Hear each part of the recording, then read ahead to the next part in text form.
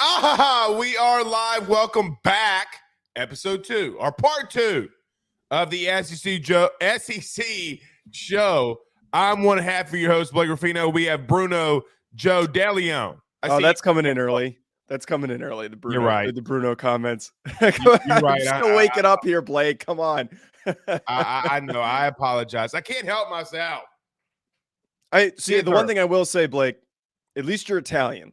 I at least approve of it because you're Italian. If you weren't, I might be pushing back a little bit more, which I tend to get from some of my friends, but I can understand because you know how it is. Italians, a lot of us have weird middle names.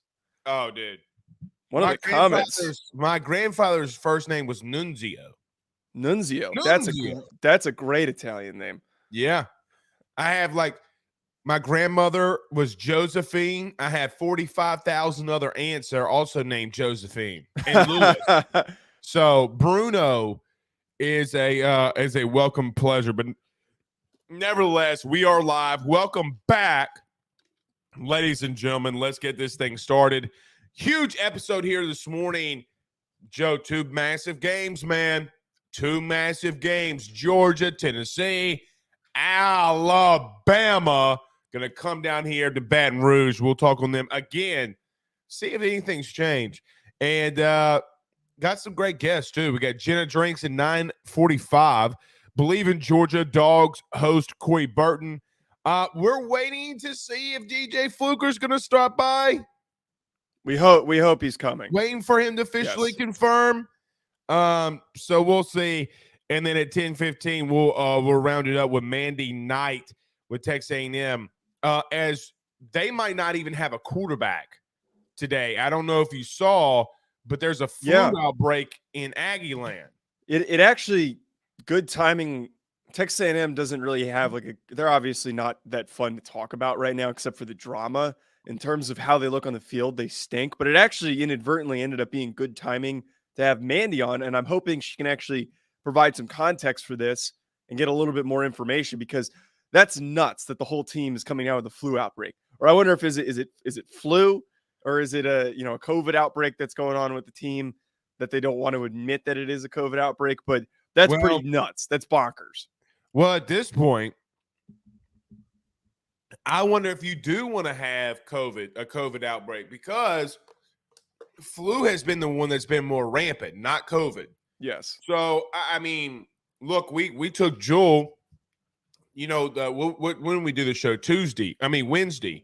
Yes. We took our newborn baby Jewel to the pediatrician's office for RSV, flu, because, man, I mean, it's getting crazy around here. You know what I mean? So, I don't know. And I picked them to beat Florida too, but now I can't do it. I mean, because, Joe, there's 7 other players, 7 other stars they said's out. So, when it rains, it pours for Jimbo, dude. I mean, it is horrible for Jimbo.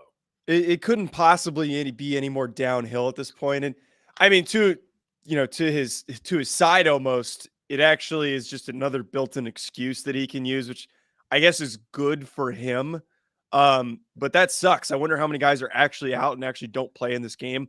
All I saw was the update that there's an outbreak going on right now. But let's be real, Blake. That's just a little side piece. We're waiting for the big games that are coming on this afternoon. The morning games, the early games, or the afternoon games for you guys are great.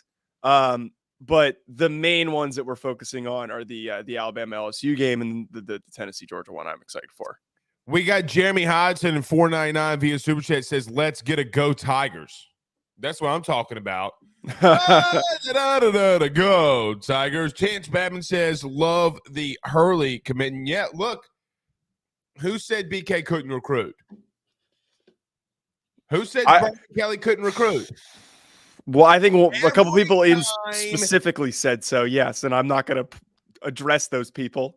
Well, every time somebody in the Notre Dame media says something, he goes on an absolute run. Every time. Well, so you should be rooting for that. You should be rooting for the Notre Dame media folks. I'm calling them out every time on Twitter so I can get more success at LSU. I'm just glad I'm not a part of that Notre Dame media anymore, even though I was only for a couple of months. because I think you would be running a train on me right now. You'd be having a field day. Yeah, we would be running somebody would be running a train, but I'm not. I don't run trains. I mean, I'm not Thomas the tank engine over here. So we will get to that. Obviously, I got to say this. Rocky Top, you'll always be. You want to finish this off for me? I don't know Home sweet home for me. See, this is how you know you're not from the South. If you can't sing Rocky Top, you're saying every single person from the South knows the Tennessee fight song. Damn right. Good old Rocky Top. I know the Notre Dame fight song. I know that back and front. I don't even know the URI fight song. Let's go. Clap our cheeks because we don't gonna win under Freeman. Is it something like that? I'm sure it is something along those lines. They had to change it to that this season. Yeah. Well, look, they got a massive game today against Clemson. We might talk to about that one at the very end. So let's do this. Let's get to our first break. About 9:30. Joe, let's do our intro here. What do you want to start off with? Because look, we talked Wednesday. We talked a lot of Georgia. We talked a lot of Tennessee, and we talked a lot of LSU, Bama. I do want to ask you this. We can start with that. We can start with that first game in Georgia and Tennessee. Anything else change your mind? Anything else happen that maybe sway what you're thinking about this game? I still stand where I stood on Wednesday. And again, I know that the Nolan Smith thing is so critical. But again, if there's one roster in the entire country that is deep front to back, that has the athletes, the reserves, the 5-star reserves is the main emphasis there, it's going to be Georgia. And I know that Nolan Smith is supremely talented. I was really high on him. And when I did my preseason evaluations for draft prospects, they're going to be able to slow down Tennessee. If this was at Tennessee, if this was in Neyland, I think it might be a different discussion. And this might be a lot different of a debate because we saw that home field advantage played out very successfully for Alabama, or sorry, for Tennessee when they played Alabama. But we're at Georgia right here. This is going to be a really hostile environment for them to play in. If they can do exactly what I said, slow the game down, get a couple of sacks, get one turnover, you can effectively win this game. They don't need to blow them out. And I don't think that they're going to cover that line that's been released, which is extremely unrealistic. But they've got the roster to do exactly what I've been talking about the whole week, which is just slow the game down, grind it out, and hopefully they can get this W. I agree with you to some extent. I just don't think Georgia can slow them down, Joe. Like, I don't, I just don't see it. Like, maybe I'm wrong. Like, maybe I'm just I'm a naive dude. Maybe I don't know what I'm talking about. Maybe I love offense way too much. But look, this isn't the Georgia defense of last season. Like, they've been vulnerable. Like, this Georgia team has been vulnerable. Okay. Like, they have not really and truly been challenged. Okay. Like Tennessee's been challenged. Tennessee, quite honestly, I feel like when adversity hits, because adversity is going to hit on for both of these teams. Okay. When adversity hits, has this young Georgia team gone through enough to where they can overcome? And here's my thing. When you have a big matchup like this, and I left this out Wednesday because I wanted to talk about it today, I always look at quarterback play. And look, when I say this kills me for my LSU argument, right? Like, because I'm an LSU guy. We cover LSU. In big matchups like this, who's got the better quarterback? Mm-hmm. And I just don't believe in my heart of hearts that if this game came down to a shootout, that Sequavius Bennett IV, who only tips $10 when he, I don't know if you saw this, but no, he only tipped $10 in a $200 bill this week, and like everybody was like freaking out. Only $10. Well, to be fair, I don't think anyone's lining up to give him NIL deals, so maybe his pockets aren't exactly lined like Hendon Hooker is, who just got himself a nice new Mercedes. Yeah, I'm not defending him. I'm just giving a stupid but excuse. apparently Stequavius was mad that he had to actually pay for a meal in Athens, which I don't Oh. necessarily disagree with him. But No, but nevertheless, like he's the last guy who should be upset about having to pay for food. He's not Hendon Hooker. Like Hendon Hooker's going to win the damn Heisman. Stetson Bennett he did win him a natty. He did win him a natty. He did, but he's lucky to be the starting quarterback this season. Like they could have easily replaced him and told him to leave. Are you mad because his name's Stequavius now? Is that what you're mad about? No, I'm not mad about it. I just look, I've been on a very weird path with Stetson Bennett because at the beginning of the season I said he sucked, and then now I've actually turned the tide. I've thought that he's done fantastic. He's got a little bit of that Ian Book in him where he's not really like physically dominant in any way, facet at all, but he's more athletic than Ian Book, in my opinion. He's definitely faster than Book. Yeah. I agree. He's deceptively quick. He has shown an actual strong awareness to pressure and evaluating pressure.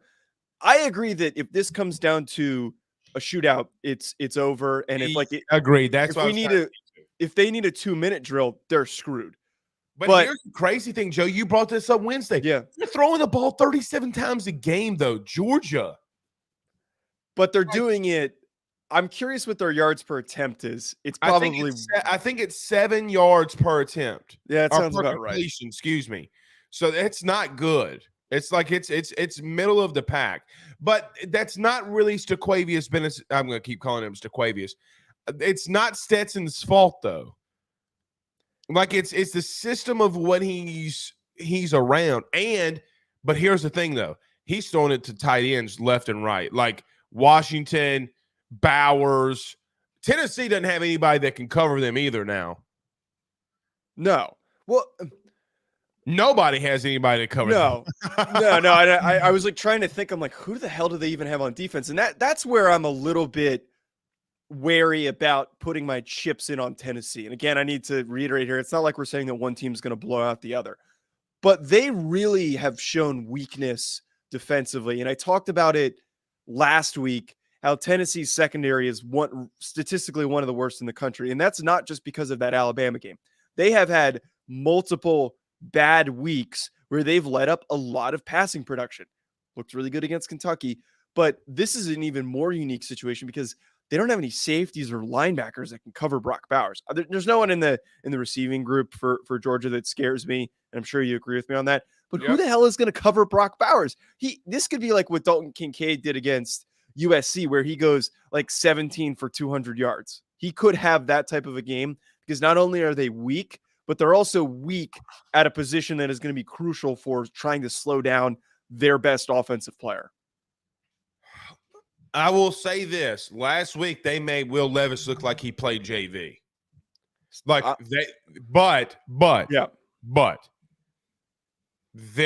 let me just say this, and why I give Will Levis a massive pass. Their offense is what I look for the 3 Ds on offense. You ready? Domination up front, downfield throws. But I would get to the rest of them. But here's what Kentucky's is: Dookie water. They are they're dude. For me, a guy that played offense for a long time. Okay, when you have 2-man concepts on 3rd and 17, Will Levis doesn't have let me say, he doesn't have a choice but to throw it up and pray. Yeah. Okay.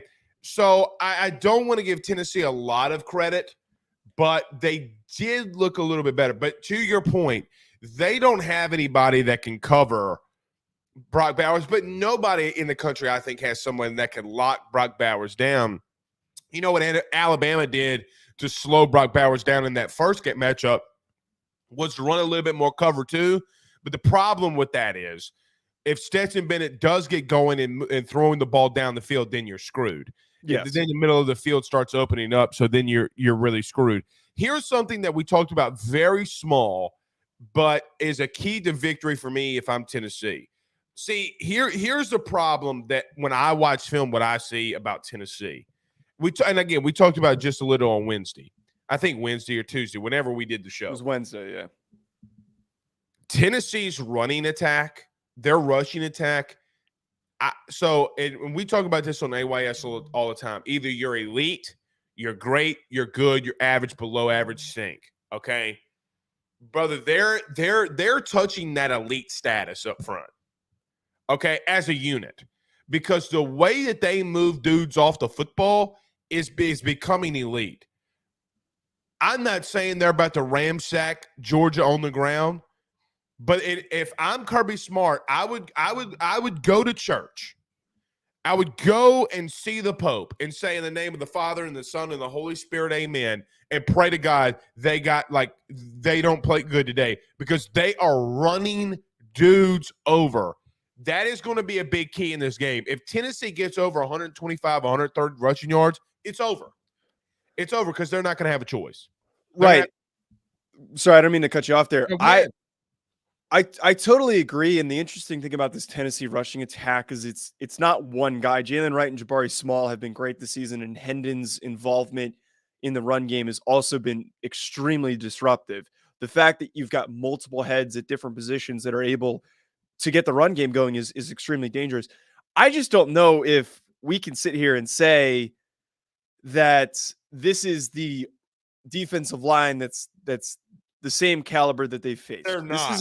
This isn't a group that's going to get run over. Jalen Carter is the guy who does the running over. And if someone's going to cause disruption up the middle at the point of attack, that's going to make it a very difficult task to get that production that you're talking about.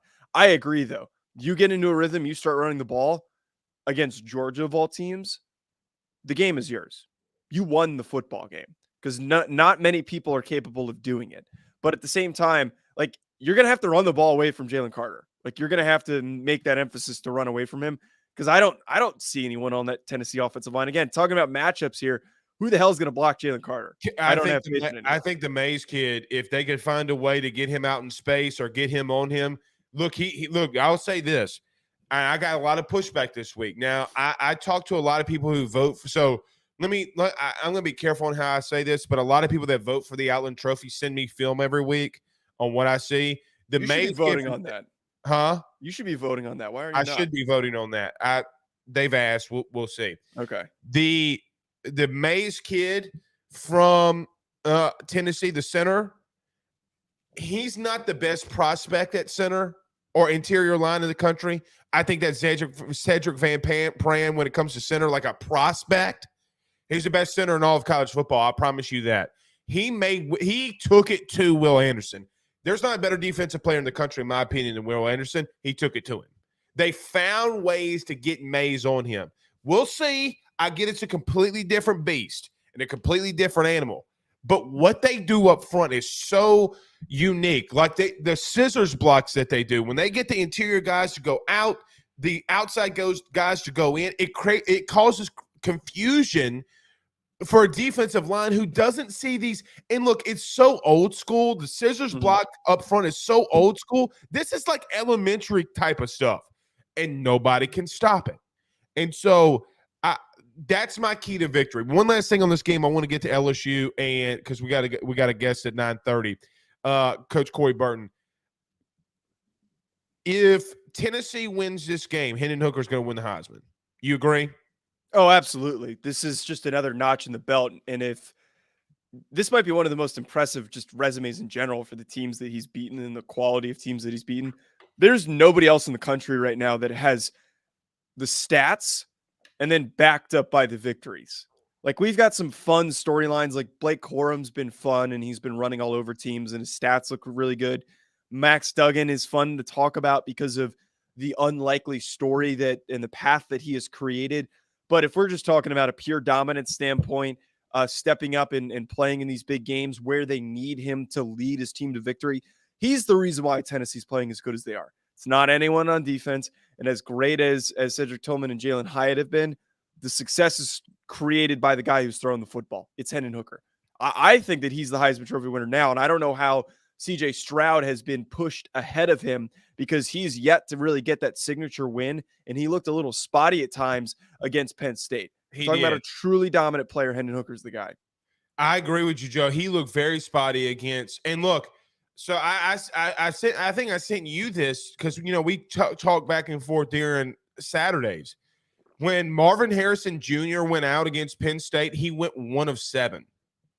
1 of 7. Yeah. When Marvin Harrison, dude, he kept throwing it in his general direction.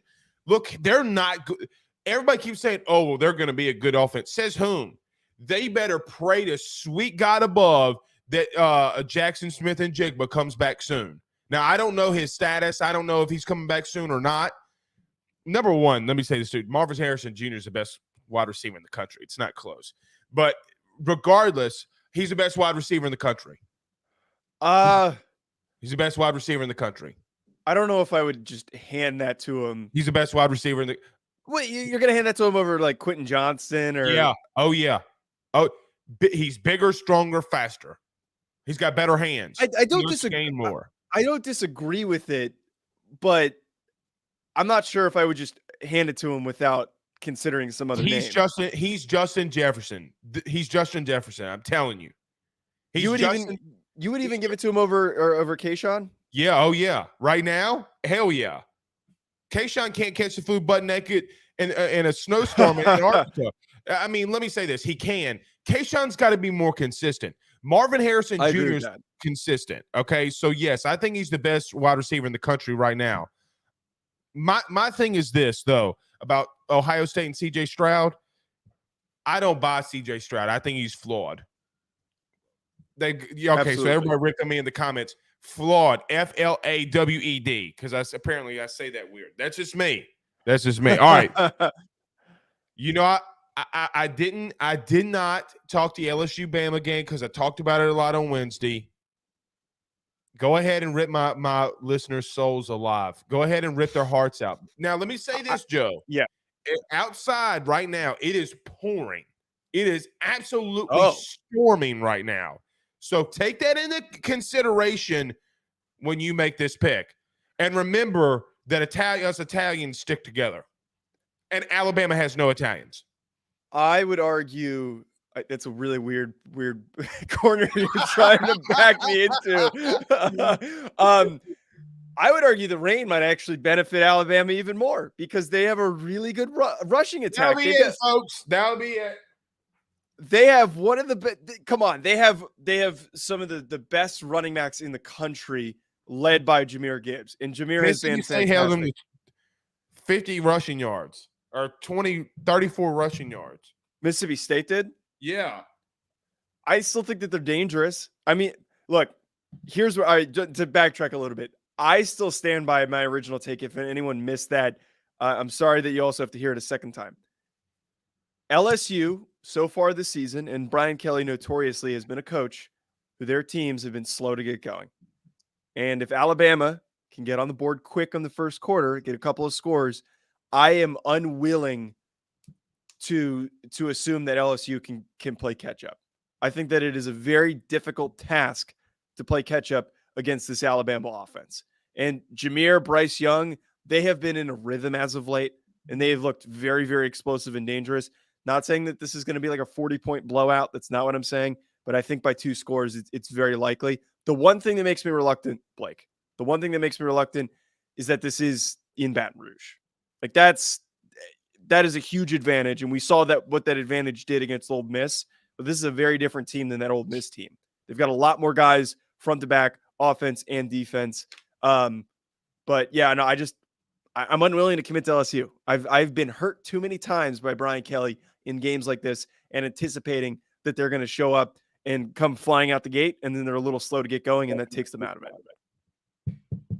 Why do you hate me so? I'm just being realistic. I'm not going to tell you what you want to hear. I'm not going to sit here and do this for once. All right, look, here's my thing about their running game and why I think the rain benefits LSU, and I'm being serious with this. Is I'm more willing to watch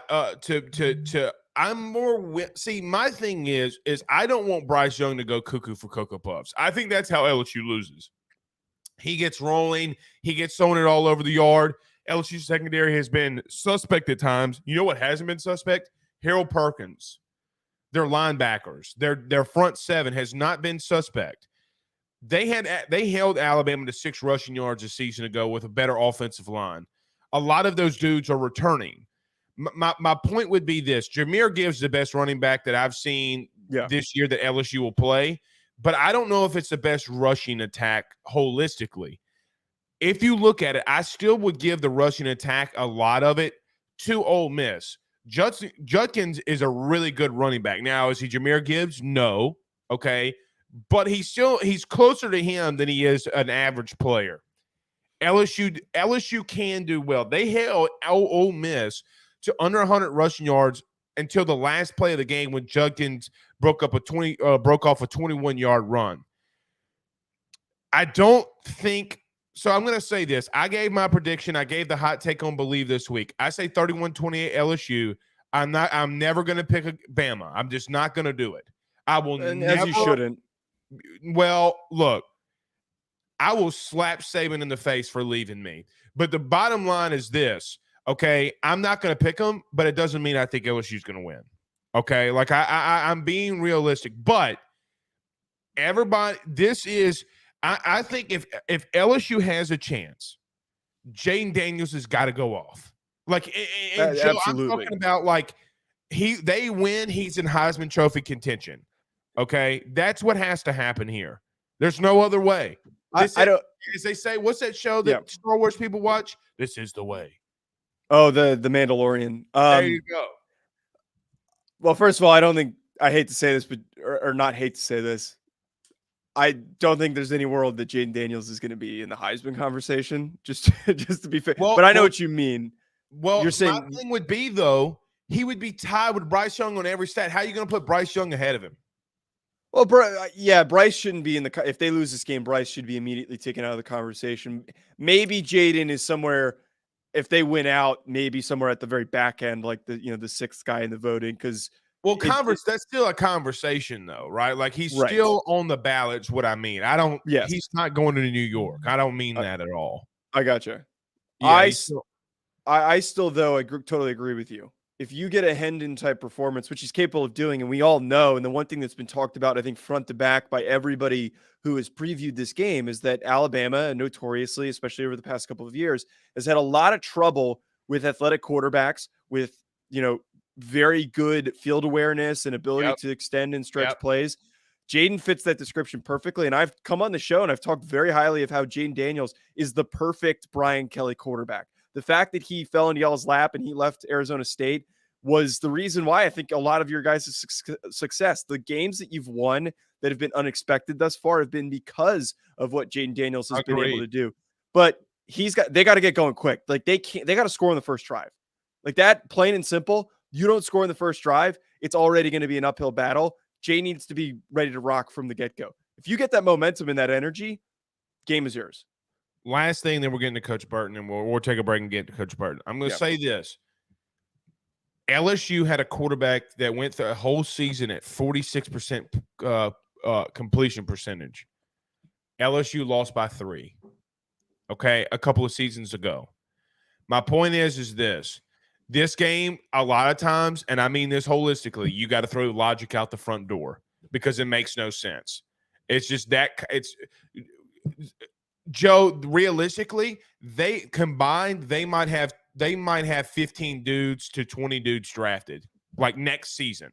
Like LSU had 10, Bama had 12, I think, or 9 last year. Like 19 dudes between the two teams got drafted a season ago. So sometimes you got to throw logic at the front door. And here's the thing. Nobody's talking about, both coaches coming off a bye week. Okay. Let's go get to Coach Burton. But first, we got to get to our first break. Let's talk about our good friends over at BetOnline. That's betonline.ag. Use your mobile device to sign up today. Use the promo code Bleav50. It's Bleav50. And you'll get 50% off your first welcome bonus on your first deposit. Okay, let's talk about them. Our good friends over at GM Varnado and Sons, Coach Burton, Georgia. He's going to hate me, but he's such a great guy. I don't want him to hate me. Rocky Top, you'll always be. You know the Georgia BetOnline is the. My bad. I was going to the break. Go ahead. No. I was just saying, do you know the Georgia fight song? If you're going to sing the Tennessee one, you got to sing both of them. I don't think that's the fight song. Let's get to Coach Burton next. I'm sorry for cutting you off. No, you're good. Next. BetOnline is the fastest and easiest way for you to wager on all of your favorite sports, contests, events, with the first-to-market odds and lines. Find reviews for all the news for each league, including Major League Baseball, NFL, NBA, NHL, combat sports, college sports, esports, and even golf. BetOnline continues to be the top online resource for all of your sports information for live in-game betting, props, and futures. Head on over to BetOnline today and use your mobile device to join and make your first sports bet. Use our promo code Bleav50, that's Bleav50, BLEAV 50, to receive your 50% off welcome bonus on your first deposit. That's betonline.ag, betonline.ag. With over 65 years of experience, nobody is better equipped to service in your vehicle than GM Varnado & Sons. RV repair, big rig overhauls, motorhome chassis, routine maintenance, tire rotations, tire sales. No job is too big or too small over at GM. If you break down the side of the road in the greater Baton Rouge area, they will come and get you. And the best thing about that is that they can come and get you, and then they can bring your vehicle back to their shop and start the repairs right then. Again, GM Varnado & Sons. Go see them over at 2500 Fuller Boulevard. Give them a call at 225-664-9992. 225-664-9992. Tell them your good friend Blake Ruffino sent you on by. Coach Burton, don't hate me. Okay, I'm sorry. I heard you singing Rocky Top. That's disappointing. Hey, Georgia Bulldogs. See, I can sing both, but man, I just can't. I can't today. I just don't think. I don't know, but that's what we got you here for. That's right. Down for us, Coach. How are we doing this morning? We're doing great, man. I'm ready. It's a rainy day here in Nashville, Tennessee, but I'm ready for this game, man. I got my National Champions T-shirt to remind everybody that we are the defending national champions. So, okay, ready to go, man. Ready to go. Wait, if you're in Tennessee, how insufferable is the environment there with the people you're interacting with this week? Well, let's just say I've heard Rocky Top way more than I've wanted to. Hell yeah. Let's just say that we might as well not even play the game because, Tennessee's number one and they're just steamrolling. So might as well just forfeit this thing and let's move on. Yeah, the game's always played on paper, Coach. You know, you know that. Absolutely. Let me ask you this: how big is Let's get this out the way. I've said all week Nolan Smith's absence is bigger than some people believe, even from a leadership standpoint. People have called me crazy. Am I crazy? Is Nolan Smith not being there going to be a big deal for Georgia today? It's got to be. I mean, he's our best pass rusher. So a team that struggled to get to the passer, you lose a piece like that, it's got to hurt at some point. But Michael Williams has got to step in, next man up. He's gotten plenty of minutes, so we'll see how that's paid off for him. So outside of him, we've been talking about on the show how deep that Georgia defense is. Like all of the talented players that are on that unit. Mm-hmm. When you don't have Nolan Smith, can you just familiarize our listeners with like some of the other guys that Tennessee fans should actually maybe be a little worried about? I feel like it's just a foregone conclusion with no Nolan Smith. Everyone this week has been talking about it's going to be a much easier time for Hendon Hooker. But who are some of the other guys on that defensive line, maybe outside of the big name that's always brought up that's Jalen Carter? Who are some of these other defensive players? Well, I mean, the aforementioned Michael Williams, he's got to be the one that's got to step into that Nolan Smith role. You've got Nazir Stackhouse, Zion Logue, obviously Jalen Carter. Those are the main guys that are going to be getting after Hendon Hooker from the inside. You've got Jermaine Dumas-Johnson, the inside backer. He's playing the Nakobe Dean role. Smell Munden is another one. Bradley Beal, he's one that's going to be getting some time there up front. So they're just going to have to get creative with scheme because they have only one superstar, which is Jalen Carter, who's going to push the pocket from the inside. They're going to have to figure out ways to get those guys to Hendon Hooker and disrupt the rhythm of Tennessee's pass game. Otherwise, he's just going to sit back there and pick us apart. Coach, I said that the key to victory for me necessarily isn't through the passing game with Tennessee or anything to that When I pop in the film, Tennessee predicates a lot of their passing concept off of how they run the football, right? Mm-hmm. When they're unable to run the football on the outside, they start throwing those quick screens on the outside the numbers, which is ridiculous, by the way. Yeah. Then when your safeties come up, then they start hitting you down the seam. We saw them do it to Alabama. I'm not saying that Georgia should be worried about the running game, but, man, they have been the best running attack, in my opinion, in the SEC so far this season, meaning Tennessee. Does that, when you watch them, does that worry you any? Like, what do you see from Tennessee out of the running game? Georgia's pretty good against the run. So, I mean, they do a good job of creating running lanes and things like that by stretching out the box. You know, their formations pull people out of the box, and they run against short boxes most of the time. So they're able to get some success. But Georgia has been really good against the run so far this year. That's probably been the least of my worries defensively.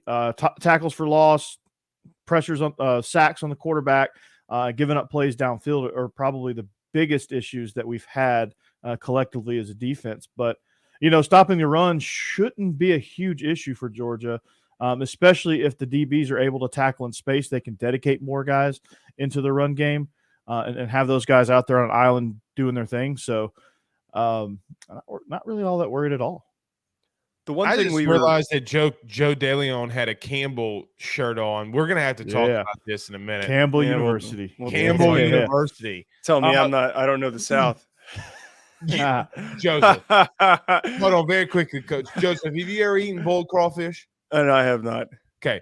Go ahead with your question. Don't say you know the South if you ain't ever ate no boiled crawfish. I know. I'm just joking. I'm a hack. I'm a carpetbagger. I'm not really from Coach, from have you eaten boiled crawfish? I know that you've eaten boiled crawfish. Yeah, absolutely. I've eaten boiled crawfish, etouffee, gumbo, jambalaya. In the name of the Father and the Son and the Holy Spirit, that is the Holy Trinity. Thank you so much for answering that question. I've had all the Cajun cuisine. I love Cajun food. You damn right. Go ahead, Joe. Go ahead. I'd fit in well in Louisiana. I agree with that. Go ahead, Joe. Yeah, I can't say that I could. Coach, I was going to ask you this, that we talked a lot about how Brock Bowers might be uncoverable in this game. Mm-hmm.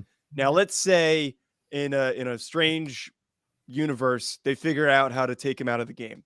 Mm-hmm. Is there any faith in the Georgia receivers to still pop off? And, like, who are the guys that you think could have nice games in this one if Brock just is somehow, which I don't think is likely, neutralized in this game? Well, you got to look at the other tight ends first. Darnell Washington, he looks like an NBA player, 6'8", 270, looks like a power forward. He can actually go up and get the ball. He hurdles people. He can move. He's an athlete. So he's going to be an issue if you cover Brock Bowers. Marcus Rosemy-Jacksaint is a guy that's kind of emerged as that intermediate threat. We don't, without A.D. Mitchell, and I think I'm not sure if he's playing today or not. I think he's coming down. I think it's going to come down to a game time decision with A.D. Mitchell. A.D. Mitchell's it is massive. He's the downfield guy. Right. But Rosemy-Jacksaint is trying to emerge in that role. Kyrus Jackson, Dominic Blaylock, Ladd McConkey are all going to have to contribute by just chewing up yards and extending drives as they go down the field. And that's how Georgia's going to control the game. You know, they're going to get Bowers. If they shut down Bowers, they're going to get McConkey or Rosemy-Jacksaint or Dominic Blaylock, moving the chains 10, 12 plays and hopefully putting it across the goal line instead of kicking field goals. So those are some names, and they're not like super dynamic, and they're not going to affect a game like Jalen Hyatt affects a game. But they are chain movers, which is vastly important in a game like this. I got to be completely holistically honest, and Bleav's probably going to fire me after I say this. Uh-oh. Every time that Ladd McConkey catches a pass, I always say, look at Mahonky on the catch. Mahonky. Look at Mahonky on the catch. That little white boy got some wiggle with him. Coach, that's why I was going to ask you this. Look, Tennessee has had struggles, and I'm not saying that him and Staquavius, I keep calling him Staquavius because you got to have a haircut like that. We're going to call you Staquavius. But I think Ladd McConkey is a big key to this game because Tennessee has had troubles covering guys in the slot all season long. Look, LSU did not have a lot of success because they shot them all themselves in the foot. They had a lot of success with guys in the slot. So did Alabama. Do you think Ladd McConkey is a guy that could be, like, at the end of the day, could he have 10 catches, 180 yards, and a touchdown? Could you see that from him? Can he do it? Yeah, I've seen it before. Last Okay. year against Auburn, he kind of took over that game. I think he scored twice against Auburn last year. I mean, he has that capability. He's kind of struggled at times this year, which is disappointing. But he definitely has that capability. I mean, he is our version of Hunter Renfrow. It seems like he's always open. But yeah, I mean, On 7-Eleven. Yep, that's right. He's gonna have some favorable matchups. So he's got, as long as he goes out and does his job and goes out there and wins those matchups. There you go. Yeah, they've struggled, Joe, a lot in the slot. What's the deal with Eric Gilbert, by the way? I feel like that's like a question everyone asks. Oh every week. yeah, I mean, yeah. He can't get out of his own way. Apparently. Well, Coach, I'll take the backlash on this one if it happens. Yeah, there are some diagnosed issues. Got to be. Well, I mean, it was here in LSU. Like, he got diagnosed with some things. And I think that, let me say this about Kirby, okay? And I don't mean this in any way. Hats off to Kirby with not dealing with a situation, but like Saban with Jermaine Burton in a sense. Now, Jermaine Burton should be punched back in the face for hitting a woman, okay? Like, you ever hit a woman, you should be punched in the face. But sometimes, man, you have young men in situations that come from a very tough situation. And I don't think that kicking Eric Gilbert off the field would have ever been, or off the team, would have ever helped him whatsoever. But if that young man puts it together, people are in trouble. Oh, yeah. Yeah, if he ever completely gets it together, it's. I mean, you saw it in the spring game. I mean, he had a really good first semester at Georgia, played in the spring game, played masterfully at that. At 300 pounds, correct? Yeah, and then just fell off the face of the earth for a while, and then had a touchdown against Vanderbilt, which was exciting. But I don't understand. Like, he just can't get out of his own way. Obviously, he has some diagnosed things that he came in with, and is still probably dealing with. So just him being on the team and him just contributing in practice and things is probably a bigger deal than any of us realize. But that's what his role. Like, he's not. I feel like I haven't been paying attention to Georgia over the past couple of weeks because they haven't played this is the biggest game that they've played so far recently. Yeah. So I just keep hearing ins and outs of what's up with Eric Gilbert. And as somebody who follows the draft, I'm obsessed with him as a player, but he's on the team, but he's not playing is the understanding here? No, right. Coach, correct me if I'm wrong. Like, he's on field goal protection and stuff like that, if I'm not mistaken. Like, he's in there in special teams a little bit, but he's just not. That's good. He just hasn't been able. I mean, who's going to play much over Brock Bowers? Let's be honest about that. But and Darnell Washington, Coach. I mean, let's be honest with him too. But the concerning part is that Oscar Delp, who is a freshman, has leaped over him. That's the concern, because this offense can sustain 3 tight ends, and there has been 13 personnel packages out there several times this year. But the third guy has been Oscar Delp and not Eric Gilbert. So he's just not quite there yet, I guess. He's just not quite doing what it takes to get in that rotation. Heck, if he figures it out, you can run a 4 tight end set. That's my one stupid comment of the 14 personnel. I'm still waiting on it. I mean, you can't look. I mean, we saw who was it? We saw the Saints do that when a long time ago with Sean Payton. They would go 13, 14 personnel, 2 tight ends on the end line, and then 2 right behind them. It was insanity. Coach, last question for you. You guys score prediction? Yeah, I'm gonna say Georgia 42 and Tennessee 38. It's gonna be a tight one. Okay. If Stequavius can get to 42 points, Stequavius has got to do what Stequavius did earlier in the season, which is be involved in the run game, and they will get to 42. I can guarantee you that. So wait, before you hop off, because the one thing that we've talked about a lot is that we think that if Georgia wins, it's going to be because it's low scoring. But I'm just curious, how do you think this transpires where they're able to score that high of points? Well, they're capable of it. I mean, they did it. They've done it several times. I mean, they can't get into a shootout the way Tennessee wants to get into a shootout, which is just fast.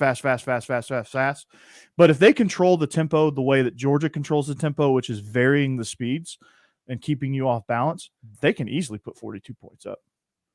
I like that take. That's interesting. It's two different styles of tempo is really what it's coming down to. And Hendon Hooker is a maestro at Tennessee's version. Stequavius is a maestro at Georgia's version. So it's going to be a battle of that. And if Georgia clicks in the first quarter, you could easily see a 42-point game because they're going to have to. They're going to get aggressive. They're going to get creative. They're going to take advantage of matchups with Brock Bowers and Ladd McConkey, and they're going to have some things in the run game that's going to be really good for them. And that's just how I see it. It's happened before. I mean, the Oregon game is probably the best example. Oregon's proving to have a pretty good defense, and Georgia just kind of had their way with them. So, all right, Coach, we'll see. 2:30 live. We'll see. 2:30 CBS. Yeah, we'll see, man. But you guys are killing it. You guys are doing a great job. I guess I'm the opening act for Jenna Duddleston here. Some bar talk. So I'm curious to know if she has a nice little Southern drink that she can make for us. Warm apple cider with Jack Daniel's apple. What you think about that, Coach? Oh, that sounds intriguing. And it's got whipped cream in it, but I forgot the whipped cream. Okay, yeah. It still sounds intriguing. Yeah, my wife always says to me, like, she said the other day, she's like, why are you keep forgetting, like, an ingredient Jenna tells you to get, you idiot? You forgot that on purpose. You didn't want to put the whipped cream. Like, you idiot. He felt some type of way about the whipped cream. Yeah, because she wanted some. That's why. All right, Coach. We'll see you. All right, guys. Hey, you guys are killing it, man. Thanks, man. Coach. We'll talk to you soon. All right, that's Coach Burton, 36. You can follow him. Bleav in Dawgs podcast. Absolutely fantastic job that he does. All right. We talked about it. Warm apple cider. I got to be honest. This would be my second time ever having apple cider. I got to be honest. So really? Yeah. Is it not a Southern thing? I feel like. Yeah, it's a Southern thing. It just ain't Louisiana thing. Like, it's just not, I didn't even know where you could go get warm apple cider. I went to like a apple field. I can tell you right now, I couldn't. Wait, you went to an apple field to get the cider? It's a joke. Okay. I actually was hoping that was true because that would have been. You probably would have gotten fantastic apple cider. I've been fermenting apples for 45 days. We're about to find out if this is really worth it or not. I might poison myself. All right. Let's talk about good friends over at Bet Online one more time, and we'll get to Jenna Duddleston. 1 minute. Next. BetOnline is the fastest and easiest way for you to wager on all of your favorite sports, contests, events with the first-to-market odds and lines. Find reviews for all the news for each league, including Major League Baseball, NFL, NBA, NHL, combat sports, college sports, esports, and even golf. BetOnline continues to be the top online resource for all of your sports information for live in-game betting, props, and futures. Head on over to BetOnline today and use your mobile device to join and make your first sports bet. Use our promo code BLEAV50, that's BLEAV50, BLEAV 50, to receive your 50% off welcome bonus on your first deposit. That's betonline.ag, betonline.ag. With over 65 years of experience, nobody is better equipped to service in your vehicle than GM Varnado & Sons.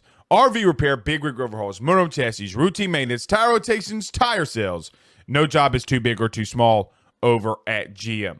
If you break down the side of the road in the greater Baton Rouge area, they will come and get you. And the best thing about that is that they can come and get you, and then they can bring your vehicle back to their shop and start the repairs right then. Again, GM Varnado & Sons. Go see them over at 2500 Fuller Boulevard. Give them a call at 225-664-9992.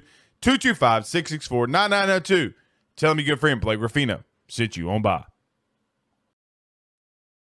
I was the one that just had to sprint in here and get here just in the nick of time. See, I'd be making fun of Joe all the time. Yeah. I literally just slid across the whole studio here. Well, look, Ben's like, my son Ben, he was out there. He goes, have you told Joel good morning this morning? Are you, and I'm like, damn, dog. Like, can I bring you accountable? And he's like, oh, so you're getting ice in a cup? I'm like, Jesus. And I'm like, no, I'm not getting ice in a cup. We got to get the warm apple cider. He goes, apple cider. And he just sits there and stares at me. So that's why I'm late. But I apologize. Jenna. What's up, guys? How are you? I'm fantastic. I really should explain to you guys, like, when I text you the ingredients, like where it is in the grocery store, you can find it, because you do not buy hot apple cider. You buy apple cider and then at home you warm it up. Warm it up. You You know should have said that. right? You should have said that, but you also, I think here's it's the part of thing the is- adventure is not knowing where anything is and then getting lost in the grocery store. That's gotta part go. of it. Maybe that needs to be the segment. Maybe I need to you two need to film yourself going to the store and finding the ingredients, because that's the show in itself, That will be very entertaining. It'll be a lot of cursing and a lot of frustration. which is fine. Have you ever? Let me just ask you a question, Jenna. If you worked at a grocery store, okay, Okay. and you saw a man 6'3", very lavishing, has a great beard, and he comes up to you and says, "Where is edible glitter?" What would you do? Okay. Well, I was terrified to ask, and I was like, you know what? Screw it. And she's like, is this like for your wife? It's exactly what she said. I'm like, Stop. no, yeah. She asked if it was for my wife. I said, no, it's for me. She goes, oh, okay. And then like she looked at me and walked away. So yes, it is an adventure. We should probably film this. Yes. well, that woman is a very judgmental Very. SOB, is what I Welcome would to say. Louisiana. Yeah, my God. They probably have a Oh, whole God. aisle for that in LA. So that's funny how judgmental they were. Oh, dude. Anyway, Jenna, Terrible. I'm really excited about this one. I I'm know. really, really excited about this one. But I do want to ask you this first before we get to it. Mhm. You interviewed a Hall of Famer this week, correct? I did. How did I that did. go? Let's put it this way. Like, we have really cool jobs, right? Like, these aren't like real problem jobs we have. And we all work hard. We all have a good time. And then you get to talk to a guy like Paul Canerico, and you're just like, oh my God. Like that, like, he is my childhood, like, hero. Like, I was 12 when the Sox won the World Series. I followed him the entire time he was here. He was the guy.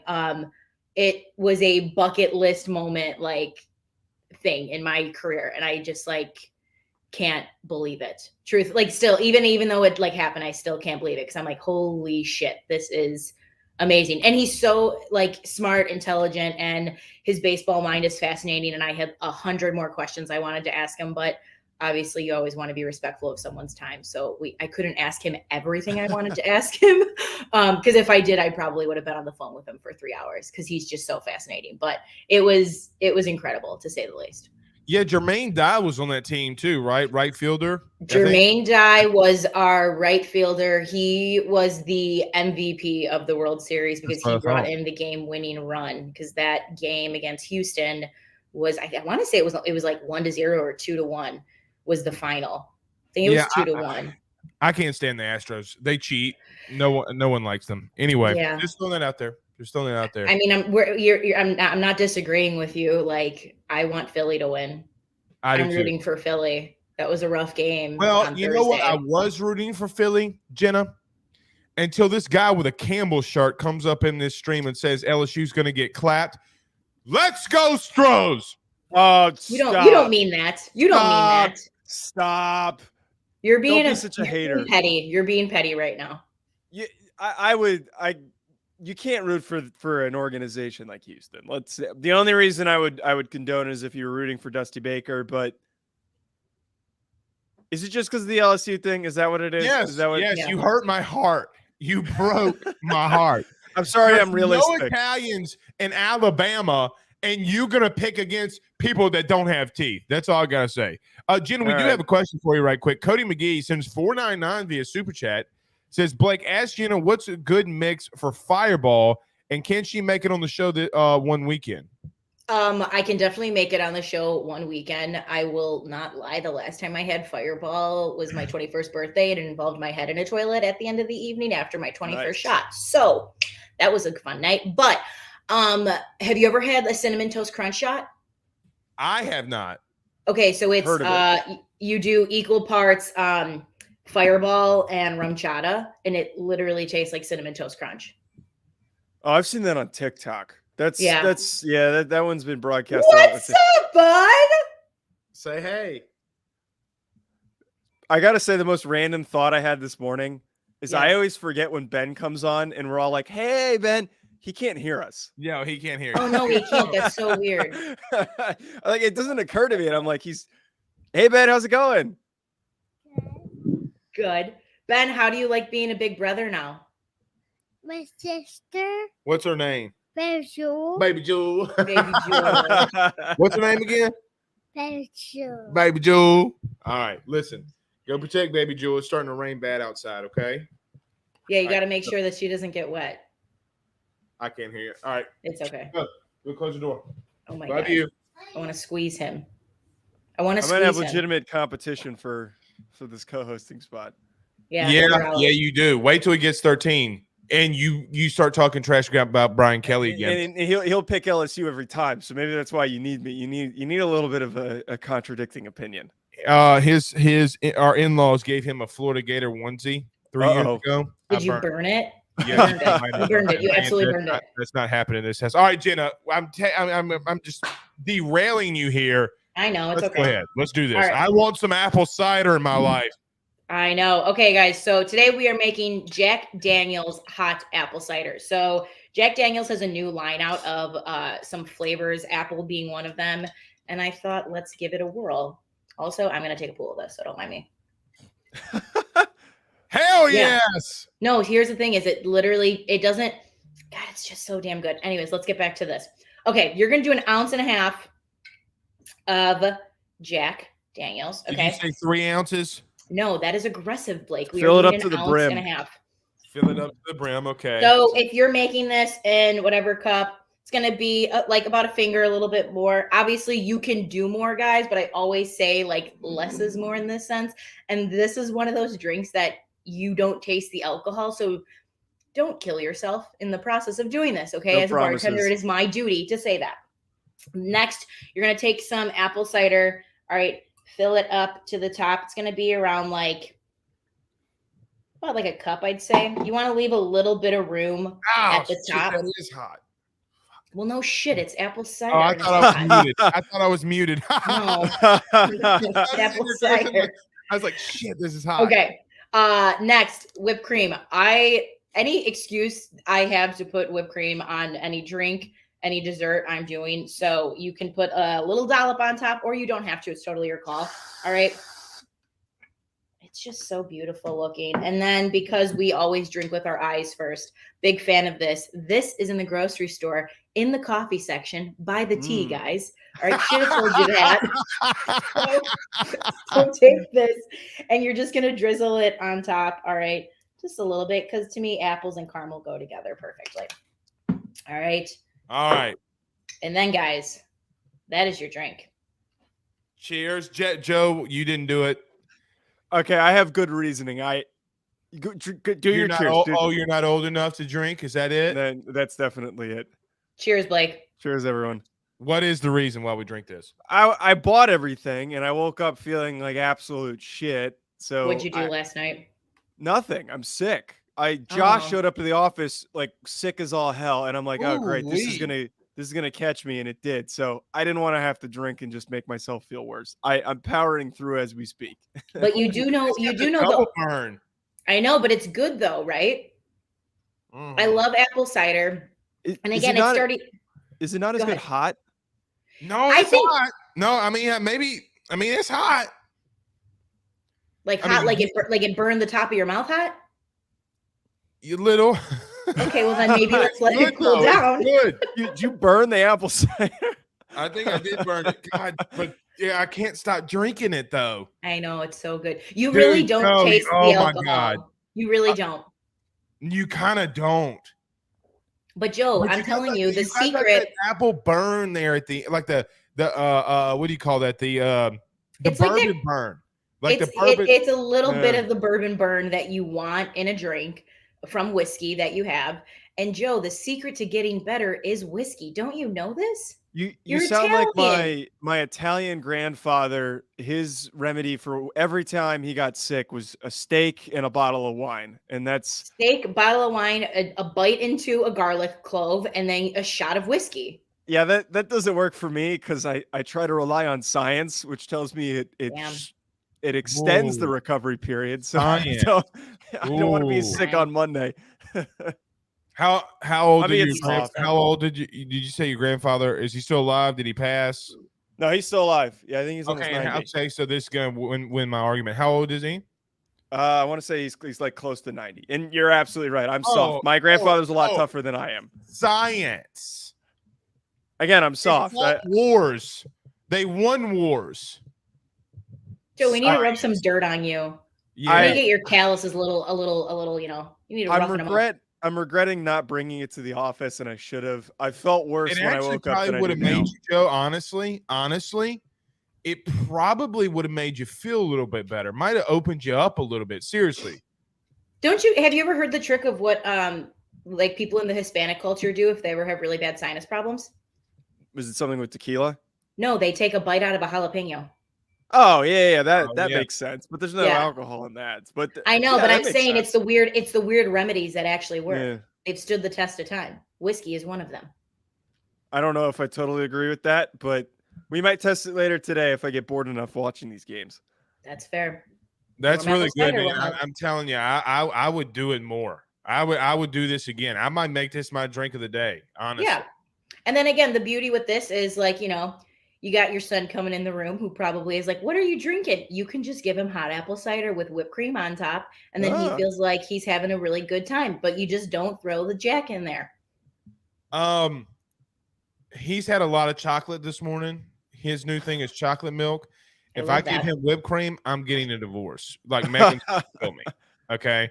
Because I gave him chocolate milk. Maybe I shouldn't have done that. I mean, he just says, Daddy, can I please have chocolate milk? And I just like, yeah, buddy. And she's in the corner looking at me like this. I'm like, are you the parent that doesn't say no? Oh, no, I say no a lot. I say no a lot. Just like it, but you know, I don't know. Like sometimes I just say, yeah, buddy, I'll get it for you, not even realize, you know. Oh, and by the way, don't take kids trick-or-treating too long because then all hell breaks loose with candy. I'm just telling you. What kind of kids? Just like kids in general, like trick-or-treating. Like he went trick-or-treating, dude. We have more. I could supply the entire U.S. Army with the amount of candy we have. Just roll it over into next year and just give that out as next year's candy. True. Problem solved. True. Stale candy. Crazy. You got a big game tonight, Blake. I know you and Joe were talking a little smack beforehand, but I'll say this. The Bears won in an absolute monsoon against the 49ers week 1. And I think in those situations, you got to favor the home team. Is that what the weather projection is, Blake? Is it going to be them? Well, no, tonight. And listen, because it's a night game, I think it'll be better. But brother, how y'all don't hear this right now, I have no idea. Like the reason that I have this off is because I'm listening to it. Like it is coming down. Are you going to just randomly disconnect or something? Is that like, I hope is it just not. rain or really, thunder too? really hope not. No, you know what happens? This is what happens with Spectrum Internet. Shout out to Spectrum near Rudy Poo. You know, anyway, this is what happens. It can pour outside. Look, a hurricane could come. We won't lose internet. A rabbit farts outside, we'll lose internet for 2 days. Like a rabbit will take a shit outside and we'll lose internet. It is the damnedest thing. That sounds about right. Dude, That's like the snow, like listen, we're not built for snow, okay? Like when we're just not built for snow. Had a snowstorm, electricity, nothing. Two weeks later, the wind was bad. We lost power for 12 hours. That's how bad it gets here. By the way, I didn't think of this earlier, and I want to bring this up with this LSU game. Okay. How veteran is the special teams unit? And you can't laugh. Not veteran. Not it's veteran. not. No. But see, here's the thing, though. If there's one flaw that Nick Saban has, name a good Nick Saban kicker. Oh. Well, I'm less worried about the kicker. I'm more worried about the operation. Like snap, hold, all that. Snap, hold, kick, and snap, punt, kick, and on well, punt. They're and veteran there. They're just not veteran like kicking wise. They're veteran. Here's the snapper. Snapper. Is he an upperclassman? Yeah, he's a redshirted sophomore. Like this is his third year snapping. So any person who's been used to watching this knows that anytime Joe brings up snapper, one must drink. So well, yes, absolutely. And I'm the one who can't drink.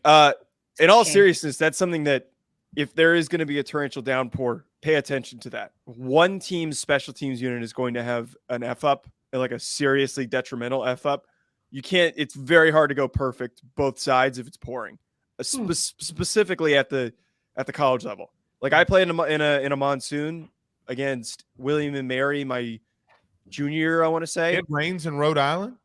Oh, it pours. It rains constantly. Like it'll rain 4 days out of the week, and then it'll rain like My up until God. kickoff, and then we'll play the game because we're near the water, so we get dumped on with rain. But I snapped in a monsoon, and I was fine. The other team's snapper was not. The other team's punter was not. They kept dropping balls. They had a lot of messed up operations, and that helped us win that football game. And it happened against Weber State with that whole thing that was I so saw that. Yeah. everyone was talking about it, how it was raining and the Weber State snapper couldn't hold on to the ball, and they lost the game because of 4 safeties. Now, I don't think that's going to happen in this game, but it's just something to pay attention to. Someone's going to mess up if it's pouring come game time. Someone is going to make a really bad mistake. So you know this, Joe, because you know you're a Notre Dame fan. A lot of people here have been really questioning Brian Polian. I think a lot of that has to do with personnel more than anything. Okay, I don't think Brian Polian's a bad special teams coach. Look, 2 years ago they were top 3 in the league, or all of college football and special teams. But I agree with you, and I do agree with Jenna on this. That's why I said, Joe, I think this game's gonna be a lot closer than people think. Look, man, we were born in it, molded by it, kind of like Bane from Batman. Okay, you just adapted the dark. We were born in it. Okay, and so the bottom line is that, like, this outside, people go duck hunting in this. Like, people go, like, this is normal. Like, this isn't anything new. I just think that it, like, you know how, like, you're built for something, like, because like you said in Rhode Island. Okay, well, we do deal with it 4 out of the 7 days a week. More than half of the week we're dealing with it. Well, so do we. Okay, and so that's just where the part where I'm just like, you know what, we'll see. But I think it's going to clear out. One thing that is for sure that nobody's talking about, brother, it is packed there right now. Like, oh, hell yeah. Of course it is. Are you kidding Hell me? yeah. It is packed. Like, so Jenna, I told Joe this about a week or two ago. My guilty pleasure is getting in my truck and just go driving around to see how packed the tailgating is. Okay, like I want. Oh my God, it's got to be the best spectacle on the planet. Oh, dude, and the thing is everybody here hates Saban because he left us. So like it could be like a hurricane can come through. They're gonna try to kill him. Okay, like they don't like him at all. They're gonna be here and it's gonna be loud. And don't get a couple apple ciders in these Cajuns. Things will go weird. Maybe that's not a bad thing. No, it's not. Look, if y'all have never – look, one thing that we got to get you to experience, you got to come down to an LSU football game in Death Valley at night. Let's figure it out. I'm here for this because I've actually I've never been to an SEC game. Like, ever. What? Well, I mean, think about it. Why would I? Like, no offense to all of the SEC fans tuning in and listening, but like, I'm a Midwest girl. Like, I don't go to the South. I've never had a reason to go to the South until now. Wait, what's the furthest south you've been? I mean, I lived in Miami. Oh, okay. So yeah, it's not really south, though. It's not south. Like, Miami should not be a part of the United States of America because you need a passport to go down there. But I did. You do. But like, I played in Georgia and Alabama, the Carolinas. Okay. Yeah. So you've been. I've been, but never for football because when I played volleyball, it was always during the same time. So we never got to see any football games. Where did you play volleyball? I played volleyball at Barry University down in Miami for a year. Then I went up to Minnesota. Minnesota. Oh, I developed an accent and then came home and told everyone, I'm like, everyone start talking to me. I need to get rid of this. Like Chicagoans don't have accents. No, we do. But when you're around a community for so long, you pick up certain things that they do. And I did lingos. You're like, oh yeah. And I was like, fuck. Sorry, but I did. And I was like, oh my God, people, where are my people? But I tore my wrist, so I had to hang up my shoes. So I was a center. Jenna, you've been through it, boo. Like, you mean the bike incident, the wrist incident? The wrist incident was crazy because all I did was go to dig a ball. I just went to go dig. My hand went back, and I was like, I just said, I don't think that's right. But here's the crazy part. I finished the rest of the game. I finished the rest of the game. I played on pure adrenaline. I served the ball with my dominant hand. It felt like someone took a hammer to my hand. I told the girl, I was like, you need to serve for me. I can't do it. And then they tried. It was my forearm looked like a bowling ball, like a bowling ball pin. It was that swollen. Like a snake. Yeah. I mean, I don't know what it looks like when a snake bites you, but it was not pretty. And then, you'll enjoy this one, Blake. I ended up, it took like 15 doctors to figure out what it was, because it's an injury that's not, it happens in catchers and tennis players. I tore my TFCC. So there's a ligament that connects your wrist to your forearm. That's how you can rotate. And that's what tore. So even though the swelling went down afterwards, that's what happened. And when I finally went to the doctor who did it, he pinched it, and I went back to Cockham. And then we do the surgery, and I woke up during surgery. Oh my God. See, Jenna, I have a same experience. They were stapling my knee in my first ACL surgery, and I woke up and I grabbed the doctor. Y'all might know who he is. His name is Dr. James Andrews. And I grabbed him and like, I will kill you. Okay, like, come on, dude. Like, do something else. Put glue on it. Do something. This hurts, you know? Yeah. I never again. That's why, like, when Ben, like, people say, are you going to let Ben play contact football in, like, a couple years? I'm like, no. Like, let's play some flag, okay? I'm not putting my 5-year-old through full contact. Helmet. Like, look, this is in our studio. Hold on. This was my old Pee Wee football helmet. Like, look at this. Okay? That's your old Pee Wee football helmet, Blake? I look like Rudy. Like, I look like Rudy. Tell me Rudy didn't wear this, Joe. He had even less padding than that, and that already has no padding. Probably so. Like, look at this. That could still fit you. No, it doesn't. I've tried. So you got a big ass head if that as a child, if that thing was fitting you. Yeah. Yeah, true. No, it doesn't. All right. Jenna, what are we doing today? What you doing today? What you getting into? Well, I got to work tonight. So you'll be able to turn on ESPN and watch the LSU game and watch Alabama. I will 100% be turning on the Alabama LSU game tonight, going absolutely buck wild for all of my LSU fans. Pooh Bear says Jenna's tougher than Joe. Now, Pooh Bear and them are a new part of the Bleav family. Joe, how are you going to deal with this?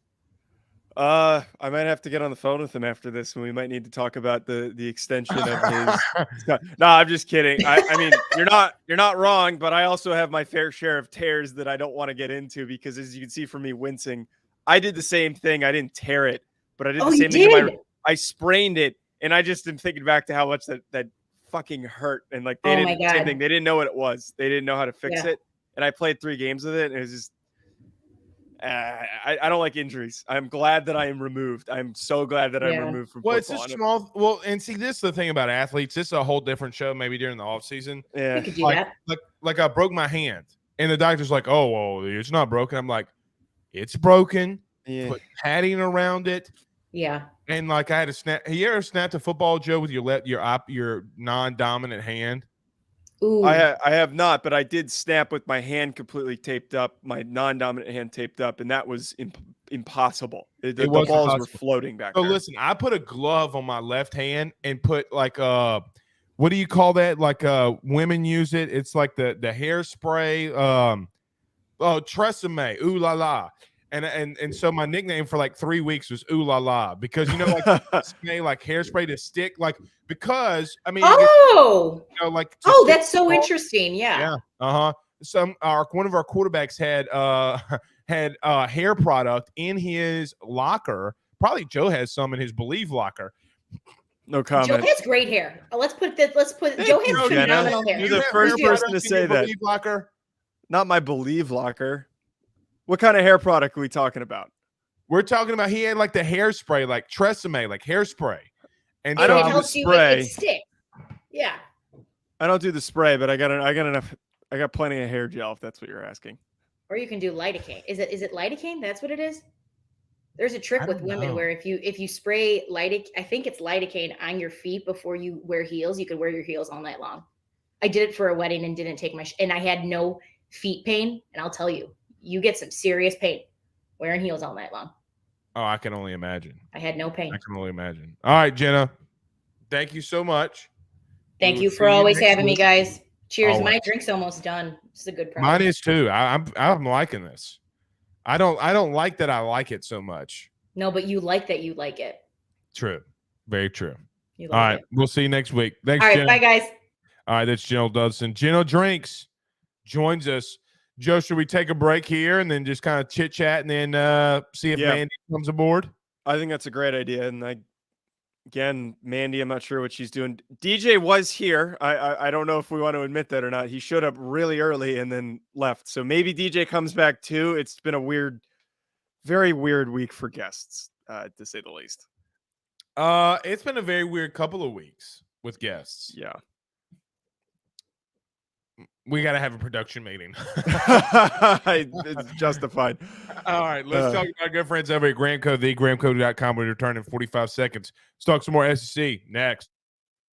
Guys, I've got to talk to you about our good friends over at Gramco. They are the Delta 8 company based out of the state of Florida. They're founded by college football junkies just like you and I am not sure if you're familiar with Delta 8, but you need to be. Gramco is the absolute leader in this field, and they have phenomenal products that I just need to tell you about. First off is the Wake and Bake coffee that is absolutely spectacular. The gummies are as well, as they're the best in the market. So go to thegramco.com right now and use the promo code AYS25. That's thegramco.com, AYS25 promo code to get 25% off of your order. Jump on this fast as it is perfect for holidays, anniversaries, and everyday use. Gramco is hemp-derived and completely legal inside of the state of Louisiana. No medical card is needed, and shipping is very discreet. You must be 21 years older to order. Again, that's thegramco.com. Use that promo code AYS25. Joe, when it rains, it pours, literally. We were talking about Texas A&M a minute ago and the flu outbreak, but look, that's different. Did you see that TJ Finley? Did you see this whole TJ Finley thing? No, what was it? Apparently, he's not traveling, and there's been some issue with him. I want to ask you this, though, about Auburn. Let me ask a very dumb question. If Cadillac finds a way to win out or they win some games and they beat Alabama, could Cadillac Williams get that job? That's one name that we didn't talk about. No, I don't think that's a smart decision. I think with the issues that you've held over the past few years, the previous coaching staffs, you want to win national championships. And just as Marcus Freeman doesn't have any head coaching experience, I think it would be a little foolish for a program of that caliber, of that size, of that pedigree to go to a guy like that. And I think that Cadillac could turn into be a really, really good coach. You got to hire somebody that has that experience. Like, you got to hire somebody that you know is going to put your team in a national championship position. And I'm not saying Cadillac can't do that, but there's a lot more uncertainty on him than there would be with a Lane Kiffin, than there would be with the Deion Sanders, with a lot of these other names. Heck, even Dan Mullen, I would take over Cadillac Williams. I hope that is not the case, and that's not what they're willing to do. But heck, he might get himself into an offensive coordinator job or something along those lines. The speech he gave yesterday is very inspiring, but I agree with you. Look, there is some sourcing. Okay, so look, a part of what AYS has built and become, the thing that we do is we do try to break some news, or we at least try to source some news. I want to give you some sources that I'm hearing out of Alabama and Auburn. Okay. I think we were right Wednesday.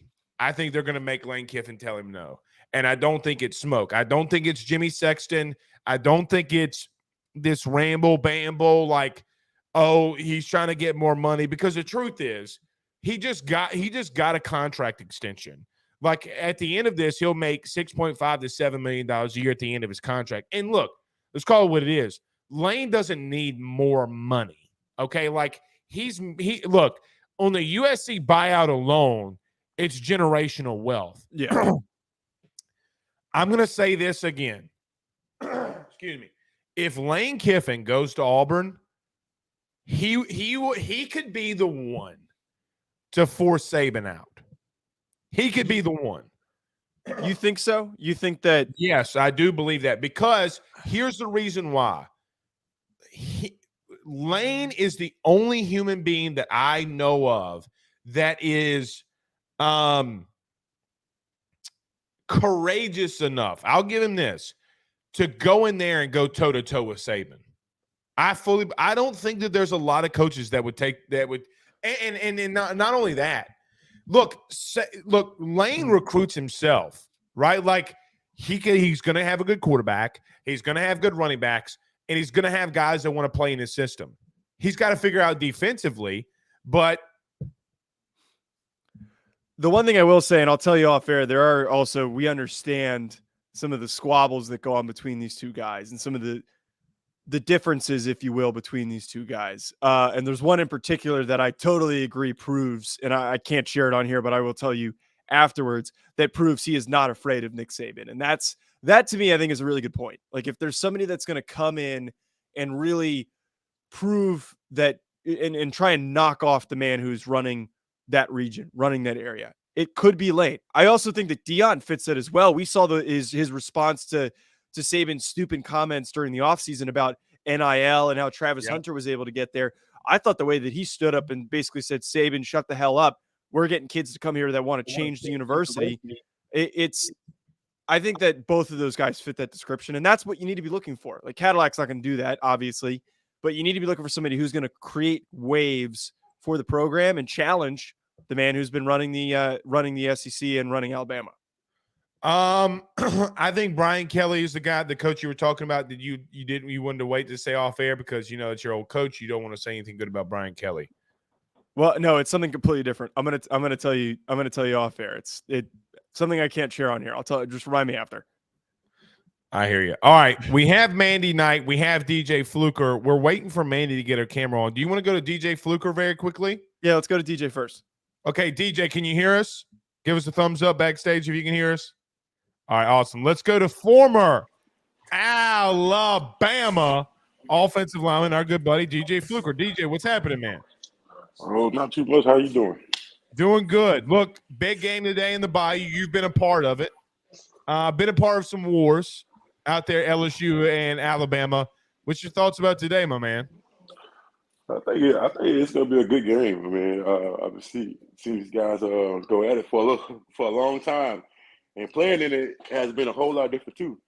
So, I mean, LSU is always a tough place to play. Being a defensive crazy.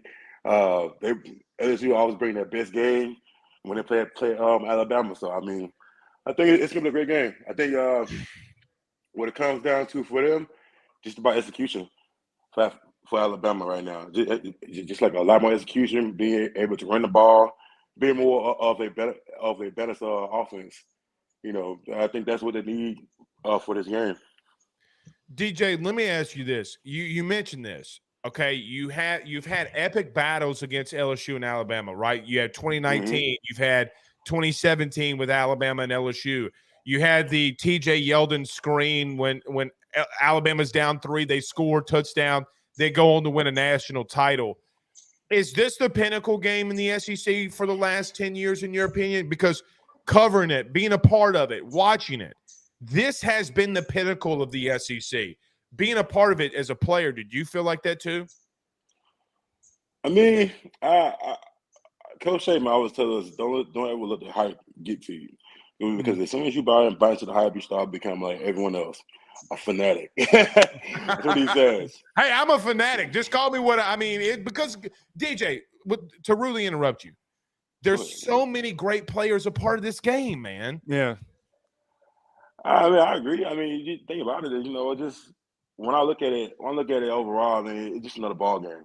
That's what Coach always tells us: be humble. It's another ball game. Go out here and win.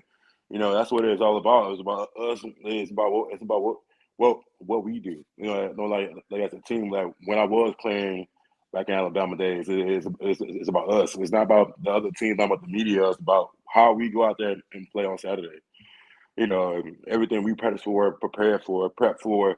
Coaches coaching us during the week to make us better. That's what it comes down to. Because on Saturday, I mean, it's a ball game. It's just like being at practice. But I'll tell you right now, the game's way easier than practice. I can tell you right now. I know one of my best friends of all time, Brandon Taylor, wore number 18 in that 2011 game. He goes, listen, we were so ready to get to that game because practice was so hell. Les put us through so much. And then hearing you, like it's the same thing. Like you guys are ready to just get to that game because it just meant so much in the SEC West. Right. Well, Yeah, what was that week of practice like, though? If you could provide any context, like how does Saban go about getting everybody ready for a game like this? Oh, well, let me tell you, if team run didn't go well for the defense, we started it over. Then if it didn't go well for the offense and we weren't really kind of even, we started it over. We'll start a whole period over and do the whole practice all over again from the top. So yeah, I mean, it was pretty intense. You know, I think it was more of the coaches being more amped up than us. I think we kind of had an idea who was going to win that game. You know, but there's a whole lot of film study. We probably watched more film than anything. And even if you weren't watching film, you would take time when you had a little break to go watch like extra film. You know, but we played pretty well. We had a good solid we could practice during the time. And the game was so much easier. I'll tell you, everything they did, LSU did, we seen it and just picked it up. Everything they did, picked it up. DJ, let me because Bryce Young is just a different dude, right? Like, I mean, there's been a lot of great quarterbacks at Alabama, and there's no denying that. But Bryce is just a different human being. For me, when I play, and I'm not any close to the level of offensive line that you played, but when I played at Southeastern, like when you had a scrambling quarterback, for me, it kind of always kept you in the game, right? Like always kept you in the play because you know that this guy could just bust one out. When you watch Bryce Young, just how impressive is he when you turn on the film, when you turn on that TV and you watch him play at any given Saturday? He's a smart quarterback. I mean, he's a great pocket passer, but to see him scramble is unreal. It's insane. I mean, he reminds me of like a little younger Russell Wilson. That's what he reminds me of. Just a little more athletic, Well, but he does it with a smile. I mean, the guy keeps his composure through the whole game. He might get pressured a little bit, shakes it off, gets back up, next play. Let's go, man. And I kind of like that about him. He has no fear as a quarterback. Most guys would have probably had crapped their pants, probably. For him, I'm just saying. I was just keep it honest. But you have a good offensive line too, so you know those guys are doing good. But they're young, but they've done a solid job for him this year, and you know they've grown. I think just watching them, I mean, just watching those guys, they play pretty physical. So I mean, he has great protection, and then he has a great receiving core. But I do think that for this, they need to take a little pressure off him a little bit and feed it and actually run the ball a little bit. That's kind of been our keys to victory for Alabama. If you're Alabama, I mean, we completely agree. Go ahead, Joe. Yeah. In terms of that run game, and like you just hit it on nail on the head. We talked about how important it's going to be for Alabama to establish the run. In your opinion, especially being an offensive lineman at Bama, like how important is it to get the run game going in a matchup like this? I think that well, first off, before I get into that, I watched the Ole Miss LSU game. Ole Miss ran that ball all down LSU throat. I watched it and I was just wow. So these big guys are actually moving them. Now, when it came to that pass, LSU got great pass rushers. They got some good pass rushers. So it's like for me when I watched that game and I see how well they played, I was like, well, Alabama got to do something a little different. I mean, passing the ball was great. It was always great. You know, when I was there, the run game is always key for us. We run first, run, pass. You know, that's the way it's always been. You know. But I mean, the newer style, newer players, newer generation of players is always different. So they probably got a lot more athleticism, you know, to be able to do things a lot more different, which is good. But I think they gotta have a solid run game. I mean, don't get me wrong, like, LSU's not a bad team. They beat an undefeated Ole Miss team, and they did it. Alabama had lost one game with Tennessee, but they still had a solid, real good game. Still, it was a high-scoring game, and you know, for them as going into this moment, I think they just gotta feed that running back. I mean, he's right there. You feed him, The guy, well, he had one touchdown the other week when he played. You know, it was like from the 15-yard line. You know, so feed that guy. He's a great running back, great back like out of space. They run the outside zone. I seen that.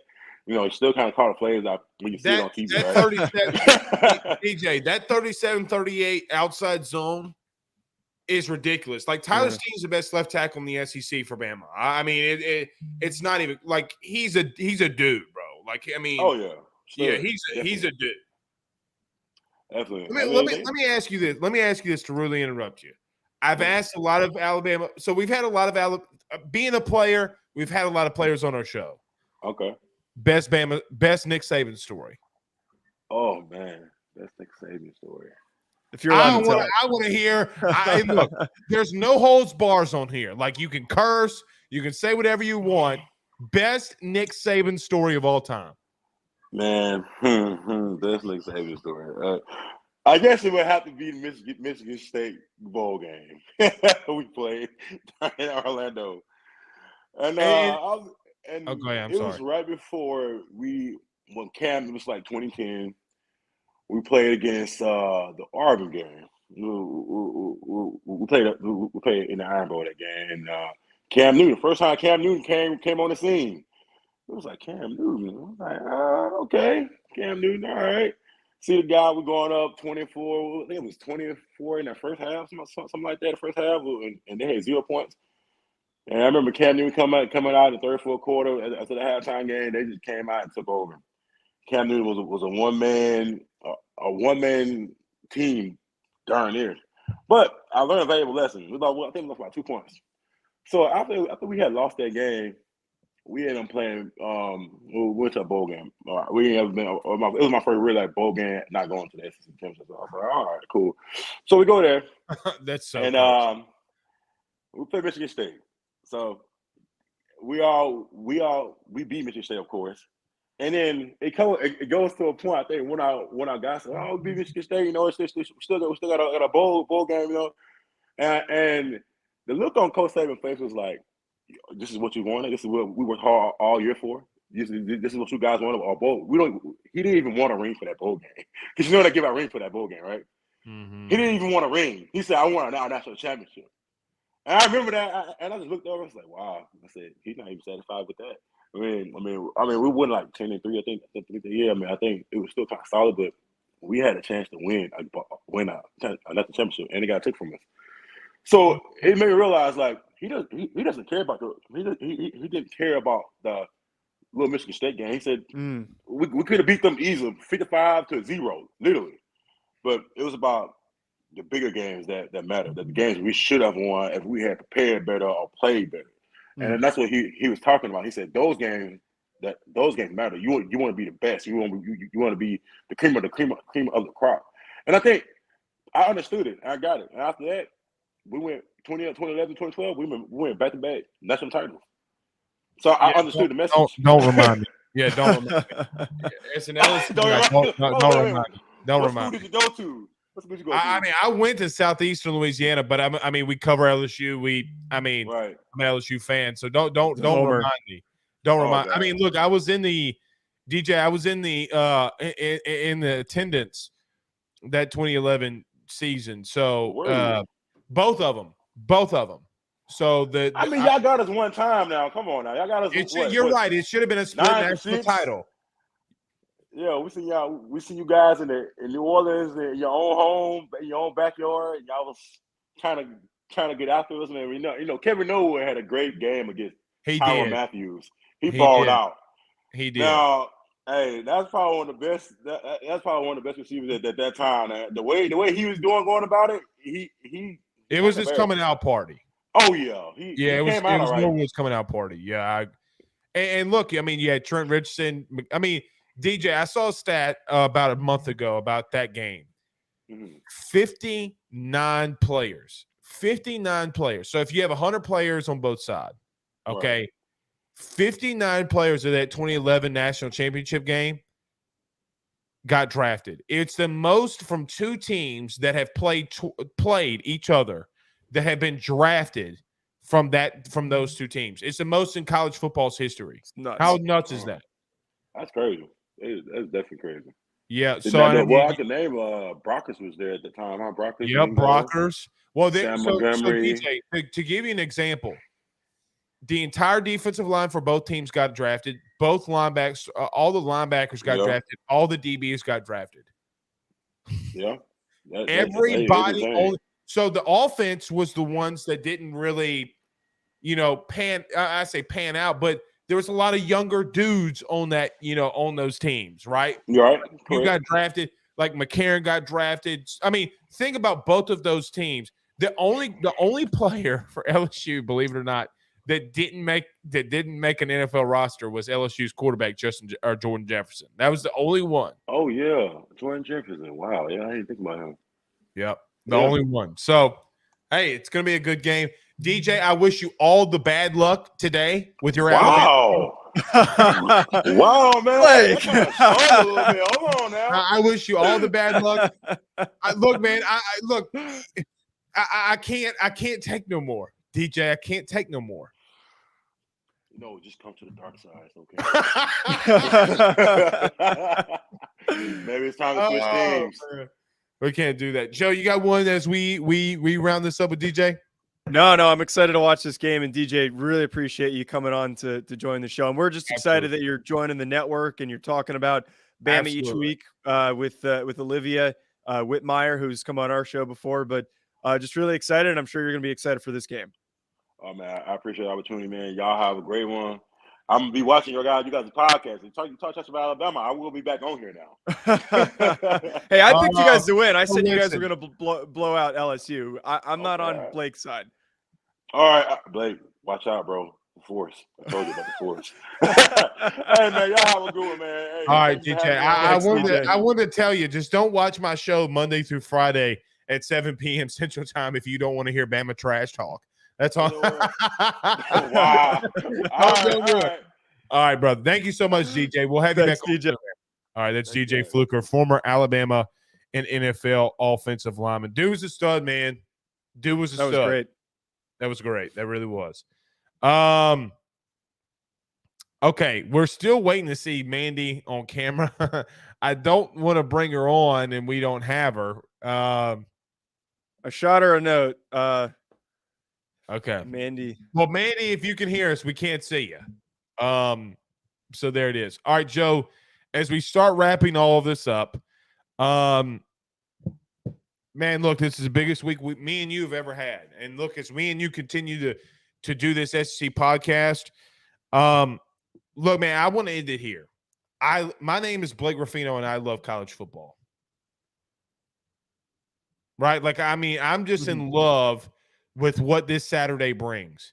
I don't know, man. It's just gonna be a really fun day. And last week was fun. A lot of people thought it wouldn't be, but Penn State, Ohio State, And we've been kind of waiting since that Alabama Tennessee game for like a real premier matchup. We've been kind of getting like tastes here and there of some good games, some good matchups, but like this is the cream of the crop. Outside these two games, it's a pretty light slate overall. But man, I'm glad that this early on, it's only week 10. We've got 4 more weeks of regular season play.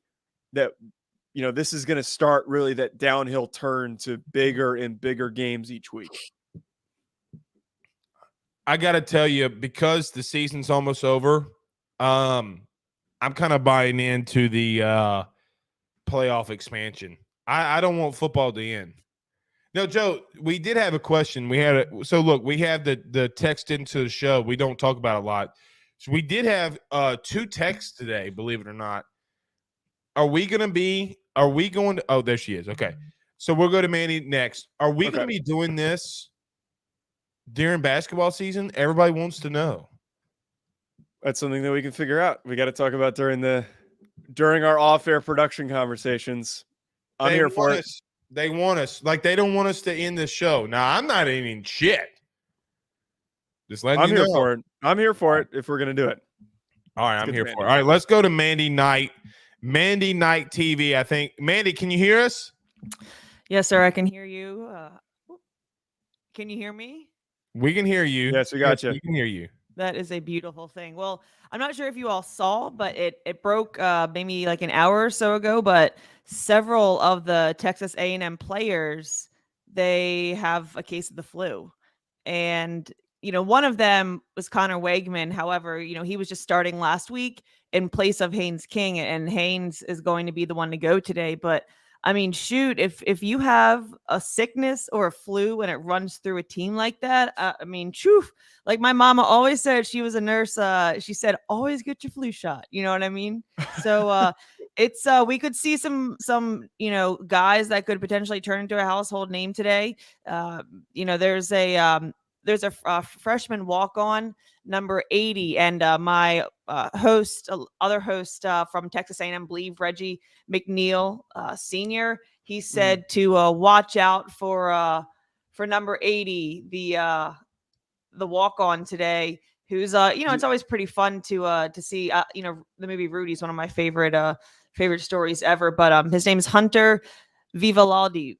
And freshman wide receiver. But so this is an extreme game changer because everything teams do to go into preparation. However, the Canes, the main man, he will be back, but it always throws a monkey wrench in there. Are they that thin that they're going to walk-ons? Like, is this outbreak that bad that they have to turn to those guys? Because first of all, we're glad that you're here to talk about the stuff we said at the beginning of the show that we were hoping you'd have the info on this, and it sounds like you do. Yes. So I wouldn't say that they're quote unquote that thin that they have to go to walk-ons. I think that it's more so that they have such a young group of talent. They were the number 1 recruiting class in the nation. It's just that Jimbo Fisher and their staff, they know truly the next man up mentality. And so, hey, if, the media, we only know what we know. So potentially there could be more people missing than we really know of. But I don't think that they're that thin that they're being forced to go to walk-ons. It's just that this team, they have so much talent. I mean, it's truly unbelievable. If I don't know, after covering A&M, it's been a lot of fun because you get to see a lot of the, the interesting stories, a lot of the back end info that, people wouldn't really necessarily know about. And another interesting walk-on story. Excuse me, sorry, I woke up with a little bit of a tickling, a scratch in my throat. So did Joe. Yeah, so did Joe. Oh, really? And I mean myself too. I mean, I think we're all kind of under the weather. Yeah. But I wanted to tell you that there's a really neat story. Randy, their kicker, he was also a walk-on. Now, I mean, he's a starter, and it's pretty wild because, he went to that LSU game as a kid. I say as a kid, I guess, maybe in high school. And, but he always wanted to go to A&M. And then he said, hey, wouldn't it be cool if I can play football here? I can kick. And literally they were like through their 4th practice through in the spring. And, he comes out, tries out. And I mean, the kid's got a golden toe, makes the team. But yeah, it's interesting. I'm it totally, with the flu factor, it turns a lot of the preparation stuff, throws it out the window. So it's it'll be interesting to say the least. Mandy, what's the vibe around Jimbo in College Station? There's a lot of people that seem to be getting antsy. I mean, that's the number one question that we get every week. I know me and Joe have talked about it a little bit, but what's the vibe around Jimbo? And I don't think anybody's going to pay that buyout, but I mean, they're not. I mean, just give me the lowdown, because a lot of people keep asking the question, but they just don't know what's the real truth to decipher at this point. Jimbo. So, I look at everything I cover, objectively. I didn't go to A&M. I don't have any prior dedication. I truly think that Jimbo is a phenomenal coach. I mean, they talk about him like he's the quarterback whisperer for a reason. And people have to remember they lost a lot of players. If you look at in the last 2 years and just last year, they lost a ton of players. And right now their record is not pretty, but they have played a lot. At the end of the day, all that matters is it's a win or a loss. Obviously, that's what all that matters. However, you look at their game, and a lot of their games were very, very close a point margin. I mean, look at the Alabama shoot. They put Alabama on they put I think everyone's focus on Alabama when they almost beat them. I mean, literally they had the ball in their hands, the final play of the game. They could have won. I mean, unfortunately it was a dart pass right to the goal line, like out of bounds. But people really have to take a step back and look at Jimbo literally brought in the number 1 recruiting class in the country. And also there's that old saying, Rome was not built in a day. And for people that are not able to see Jimbo, and I apologize, to see, Jimbo, see him at the press conferences, he truly is a great coach. I played softball in college. I've been an athlete my whole life. And so I really do appreciate him as a coach. And I don't know if you all have seen, it's Texas A&M, their student body has this documentary series that they do on the team, how Jimbo talks to the team in his pregame, in the pregame, and then even at the half. I mean, literally, I'm getting goosebumps thinking about it. I mean, if I could put myself in if I was in college, and then I obviously, women is not a thing playing football, but what he says to his players, I mean, to knock out any of the nerves. It showed, one of his pregame speech, 2 games ago, and he was saying, he's like, hey, just you were born, you're doing something that you dreamed to do your whole life. Go out there and just have fun. And he tells them, he repeats himself saying to relax, have fun, don't think about it. When you think about something, don't think about it when you're trying to make a play. It's like driving a car. When you think about it, you see a car pull in front of you. If you think about it, boom, it's too late. You get in an accident. It's the same thing on the football field. Everything has to be second nature. And so I think he's a really good coach, and he can have his guys, I guess, calm down and have them be able to perform. And so, yeah, I don't think that people should be worried about Jimbo Fisher. I truly think that next year we are going to see an insane amount of dubs racking up. And I would not be surprised. I mean, if in the next 4 years here that he will, he'll go to the college football playoff. Oh, and who's that little buddy? This my son Ben. Yeah, he if we go over an hour and a half, he starts banging on the door. So if y'all didn't hear the banging on the door, I mean, he was like, Daddy! I was like, oh my God. So that's why. But it's good. We'll end it with you. You want to stay with us? All right. Awesome. Joe, go ahead. No, Manny, I appreciate you giving us the context on Jimbo, because it's just been such a downhill season. Everything just seems to keep getting worse and worse. But it sounds like, for the most part, people aren't necessarily super out on Jimbo. Maybe the boosters are the ones that are calling for his head. But is that kind of where it sits, where everyone wants to give him just a little bit more time because of the recruiting efforts he's had? You're 100% on the money, Joe. I think that is absolutely the case. I mean, especially you look at NIL, and NIL rules the world now, and boosters, they're the ones they're giving the money. And obviously, I mean, they brought in that number 1 recruiting class because, for a reason. I mean, if you think about it, this pool of kids going to college that are true freshmen this year, they literally could have gone anywhere that they wanted. And it's interesting now, because now truly, it's going to be the rich get richer, the poor get poorer. But on the flip side of that, I think it's going to be a level playing field in the SEC. We know, obviously, Alabama, they've been the top dogs forever. And I'm not saying that Alabama did anything before NIL, but I'm just saying that other schools now can bring players just like that. But I mean, they can pay them, and that's truly such a huge thing. And but I think that truly the boosters, yes, they might be the ones that could be a little bit antsy, but trust me, Jimbo Fisher is a phenomenal coach. I mean, there is a reason why all of those recruits decided to go to Texas A&M, and the culture there. And so I don't think that people should be calling for Jimbo's head. I really think that they're taking their lumps this season. And as I said earlier, it's not like they have lost every single game 60 to nothing. You know, they've been close, and then literally they went down to the wire toe to toe with Alabama, and then Tennessee beat Alabama next week. So I truly think that people just need to take a deep breath. Rome was not built in a day. Relax. Things, you know, let Jimbo stay there. Trust me, you want that man to stay at A&M. All right, last one for you, Mandy, as we wrap up the show. Score prediction: Florida, A&M. I know that it's a really crazy way to end it, but I mean, what do we do? I mean, we ask every guest, what's your score prediction?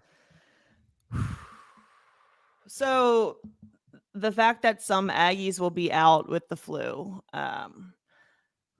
Okay, I'm going to say I'm going to say 24-17 Florida. I'm sorry. I would have, you know. Oh, I thought you were going to say A&M. I was fully prepared for the A&M pick. Me too. I was like, oh shit.